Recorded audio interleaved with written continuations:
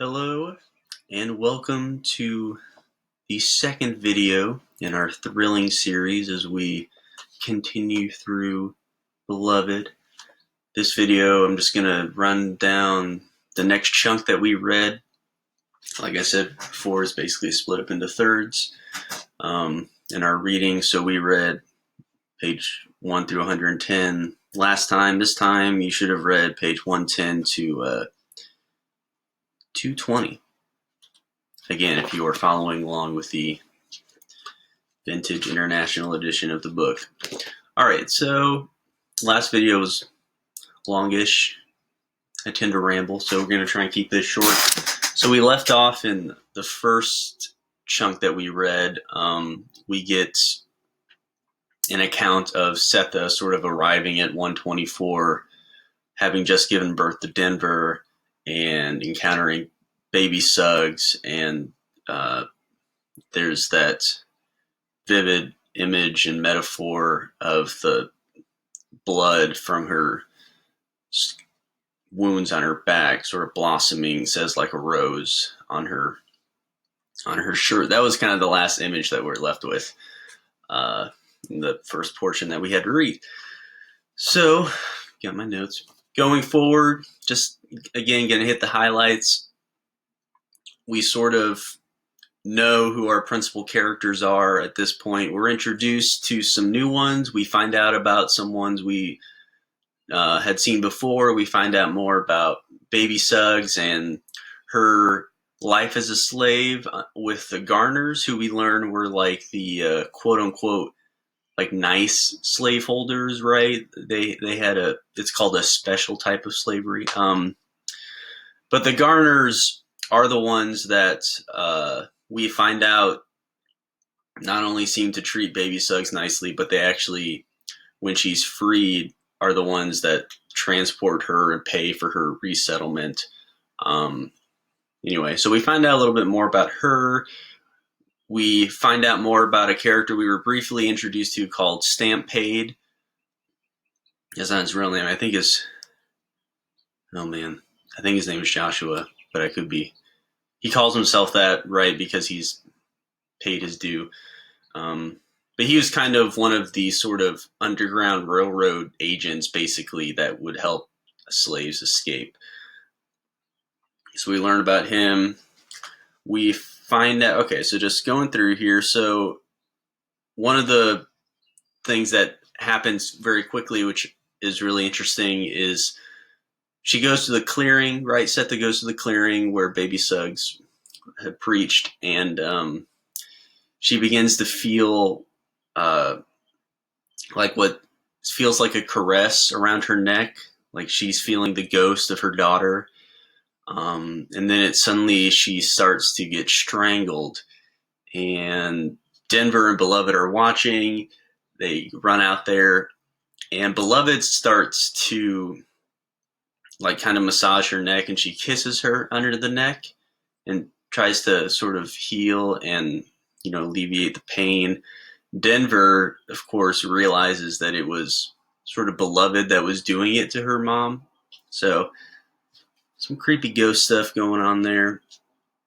We learn about Paul D's the trembling that he has, and he sort of reflects back on we learn about how he escaped, which is its own sort of ordeal. But we also learn that sort of the suffering that he went through, including the sexual assault that the slave owners did to all of the slaves. I don't know if you caught it. This is on page 127. It's really subtle, but there's this very horrific scene of like sexual assault and almost sexual torture going on. So Paul D, we find out he has gone through that. And he talks about this tobacco tin where he keeps, basically his heart. He doesn't say that explicitly, but again, thinking through these metaphors, he's got this tobacco tin that's rusted shut. However, in another sort of,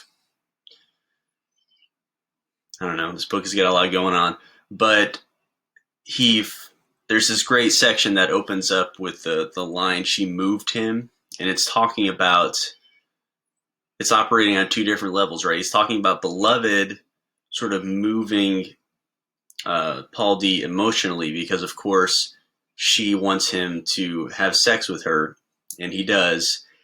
So, and it unlocks that tobacco tin where his heart was. That's why he's saying red heart, red heart, red heart right at the end of that section. And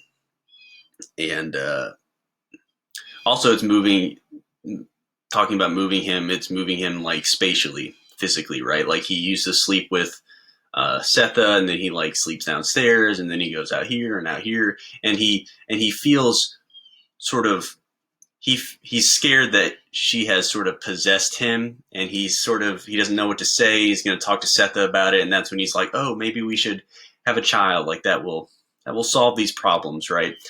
Paul D and his conflicts, not only is he dealing with the trauma that slavery gave him, but he's also dealing with sort of ideals of masculinity, and he's sort of struggling to come to terms with these things. Okay, we learned that.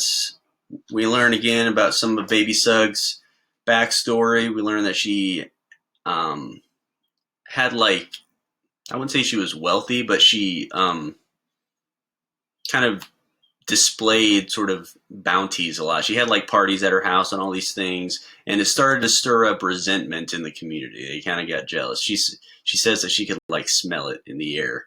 And this is on page 176. This is like the big important crux of the whole novel, as far as like plot stuff.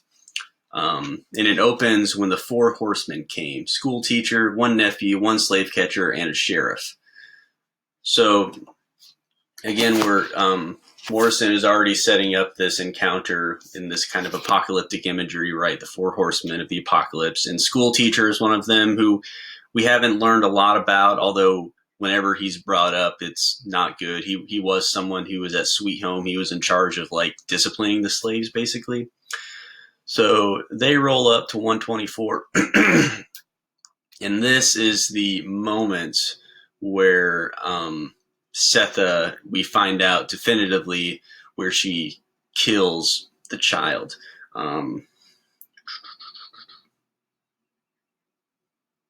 Okay, so she sees them coming. She runs out, and it's actually really horrific. So I'll read it for you. So they go toward the shed, not the house. So inside, 2 boys bled in the sawdust and dirt at the feet. I'm not going to actually say the word here. Of a woman holding a blood-soaked child to her chest with one hand and an infant by the heels in the other. She did not look at them. She simply swung the baby toward the wall planks, missed, and tried to connect a second time, when out of nowhere, in the ticking time the men spent staring at what there was to stare at, the old boy, still mewing, ran through the door behind them and snatched the baby from the arc of its mother's swing. So the old man is stamp paid. But so the scene that they come in on is she's holding her baby that she's just killed, and she is swinging Denver, who was an infant, right, because she was just born. She's basically trying to bash her against the wall. It's very horrific and unsettling, but that's the moment that sort of triggers all of this. You know, that is Beloved's murder. The infanticide that Setha commits to prevent her children from going back into slavery. We get a little bit about the Fugitive Slave Act in here, which was, a law that required anybody who had information or was harboring fugitive slaves, they were legally obligated to turn them in. Very controversial law, and led to a lot of situations like this, where even up in the north, you could get caught and sent back home or back to the plantation. It's a very ugly time. Okay, so then Stamp Paid ends up he tells Paul D about this, and there's that sort of moment where Paul D is like, no, that's not her, right? That's not, he's showing you the newspaper clipping. That's not her mouth, right? He's trying to convince himself, like, no, that's crazy. He confronts her about it. She's kind of explains herself and talks about how much love she had and how, her explanation is, an important moment for her and for us as readers in trying to understand why she did what she did. This is on page 192. I couldn't let all that go back to where it was, and I couldn't let her nor any of them live under school teacher. That was out. I mean, she says a lot, but that's sort of where she explicitly says, like, I couldn't let them go back. And then on page 193, I stopped him, she said, staring at the place where the fence used to be. I took and put my babies where they'd be safe. Because they'd be safer, dead. And then if we go down again, this is Paul D's reflection, because this whole incident is from his point of view. This here, Setha talked about safety with a handsaw. So again, we're getting more insight into what happened. This here knew Setha didn't know where the world stopped and she began. Suddenly he saw what Stampede wanted him to see. More important than what Setha had done was what she claimed. It scared him. And what she claimed, right, is that she was doing it basically to protect them. She was trying to get them safe. So then we get some of Stampede's kind of reflections. He's conflicted, like, maybe I shouldn't have told Paul D, because Paul D, after this, he leaves. And this little family that they had is broken up. However, Setha, Denver, and Beloved seem to have some bonding going on. And Setha, there's a moment, it's called The Click. This is on page 206 to 207, but where she recognizes that Beloved is her daughter, or in her head could be potentially her daughter. And she does, because she starts humming some song that she only hummed to her children. And she's putting these things together. They go ice skating and they have a good time. Anyway, so those are the big sort of moments that happened in this section that we read for today. Again, these themes are being carried through. Hopefully it's getting easier to kind of discern the various sort of timelines that are happening. It's still confusing even for me as I'm reading it. Like when Stampede is explaining to Paul D, showing him the newspaper clipping, he's also reflecting in his mind, like trying to justify to himself sort of why when everyone else saw these four guys ride in, they didn't run to Setha and tell her, like, hey, get out, run away. Like they didn't do it in time. So that's kind of that moment there for me becomes hard to parse, but hopefully you're starting to get a handle on sort of where we are in the timelines and whatnot. So yeah, that's basically up to where we are now. So next time, read through the end of the book, get to the conclusion. Also, I do have a recommendation for you on top of, I'm sure you're reading and enjoying Beloved. It's not the most happy of reads, so I hope you're also intaking some more sort of maybe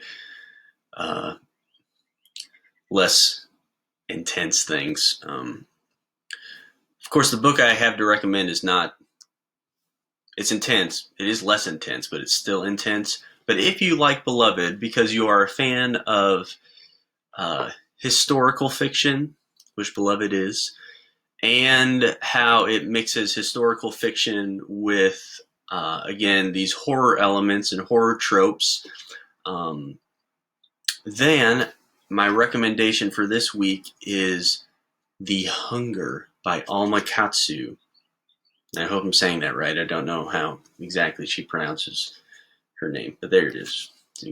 Amakatsu. So this book, I just finished this and I just raced through it. It was so good. It's basically, it is a retelling. It's the Donner Party. If you remember the Donner Party, there's some pioneers that went out west when all of the sort of westward expansion, Manifest Destiny stuff was going on. They had a rough go of it, and they ended up resorting to cannibalism. Most of them, a lot of them died. Anyway, it's one of like these historical tragedies. Anyway, this is the Donner Party story, but with even more cannibalism and some monsters thrown in there, both of the human and non-human variety. This came out 2 years ago, 2018. This is the first book I've read by her, but after this, I will definitely be picking up whatever she does next. She actually just had a book come out that I think is about the Titanic, so I guess historical fiction is her jam. But that book is really good. I highly recommend. It's got some romance. It's actually got a lot of romance thrown in there, which isn't something I sort of normally go in for, but I like all the blood and stuff, and the monsters. I'm very immature, but it was super good. It was very good. I highly recommend. So, as you're wrapping up Beloved and you're sitting around wondering what do I do with all my time, not only do you have my recommendations from last week, which I'm assuming you're working through sort of as I speak, but also I now recommend to you The Hunger by Amakatsu. But again, for next week, as far as what you need to be doing, finish up Beloved. We will talk. We will discuss digitally. But in the meantime, have a great rest of your day. Have a great week. See you guys next time.